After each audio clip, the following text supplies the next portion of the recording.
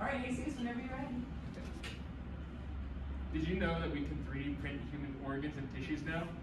According to Adam Feinberg, professor at Carnegie Mellon University, it is no longer a question of if we can bioengineer new tissues and organs, but rather when we can translate that to a clinic and achieve FDA approval so everyone can benefit.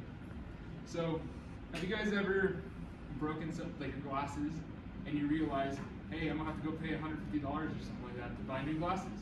You can just 3D print a new rim for your glasses and not have to spend $150.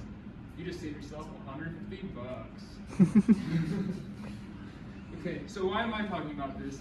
For the last 2 years, I've been 3D printing, and I've been using both an FDM printer and an SLA printer. We'll go over what those two things mean later on in the presentation. Okay.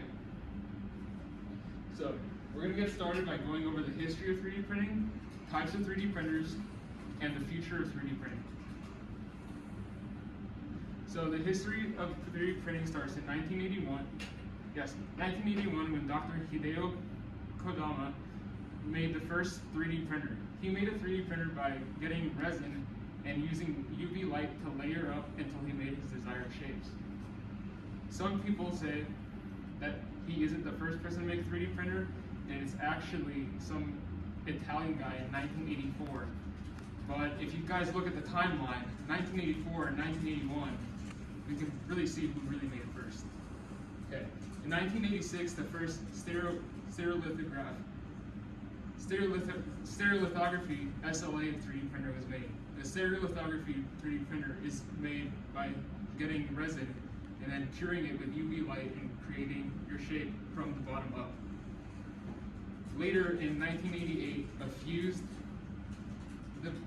deposition modeling FDM printer was made. An FDM printer is what is most commonly known. So if you guys have ever seen those boxy 3D printers that like move around and make the little sound, that's an FDM printer. All right, then later, 1990, that's when the big 3D printing boom happened and a bunch of companies started using them for rapid prototyping. We'll go over what rapid prototyping means later on in this presentation. Finally, in 2005, the RepRap project happened. RepRap project was someone made a 3D printer that can 3D print more 3D printers. So basically, this was what really made that big boom where it became a commercial design because that's the RepRap project is that big boxy 3D printer that goes and that's what inspired most 3D printers today. Okay, so now we're going to go over the two most common types of 3D printers. Here we have an SLA 3D printer on the right, and we have an FDM printer on the left. So an SLA printer is the one that uses resin, and an FDM printer uses plastic, PLA. And all you really need to know is that PLA is a type of plastic just like ABS and other types of plastic. Okay, so rapid prototyping. Rapid prototyping is something that both the printers are used for. So you're going to start off by designing your model, you're going to 3D print it, you're going to test it, and then you're going to refine it. And you're just going to keep doing that until you get your final model. And it's called rapid prototyping because you're not going to make a solid metal design of something. You're going to start off with making it out of plastic. You're going to use an FDM printer for something that's more mechanical, like a gear, because it's more sturdy than a resin printer. Because if you make a resin print for something that's mechanical, it'll just snap. Also, if you're going to make an FDM print, you want to think about the orientation. Because if you think about it, you're putting layers on top of each other. And if you put the layers going upwards, it'll snap. But if you put it horizontally, it's more structurally bound. Okay, second, we have slicers.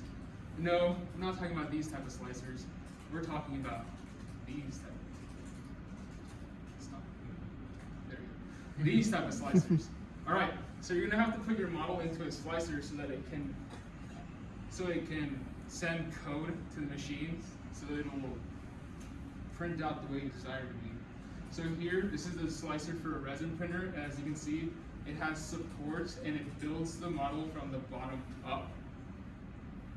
And then this is a slicer for a FDM printer. So the FDM printer would make a single line of plastic and build it all the way up, kind of like in a spiral. Okay. So here are the parts of the 3D printer. There's only 4 parts you guys should really care about, and that's the extruder, the hot end, the cooling fan, and the filament. You don't have to really worry about all the other ones because they're not really that important. Next, we have SLA. There's only 2 parts you care about here. It's the print bed, which is the thing that looks like a little hood, and the resin bed. So what does the future of 3D printing look like? 3D printed houses are really affordable nowadays. It only costs around $10,000 on average to print, and after plumbing and electrical, it's around $14,000 to $16,000 to build a house. That's really cheap.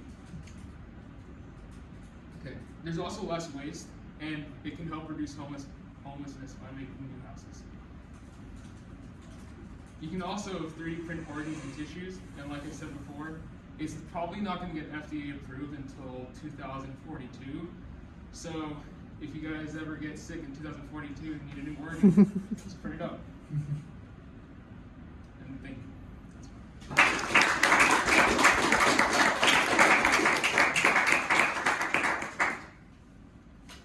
Any questions? What's the biggest thing you 3D printed? All right, so Luke asked what's the biggest thing I've 3D printed. I think I made a life-size, if you guys know who Chopper is from One Piece, I printed a life-size Chopper. He sits in my car sometimes. He's my passenger. Another question? Yes.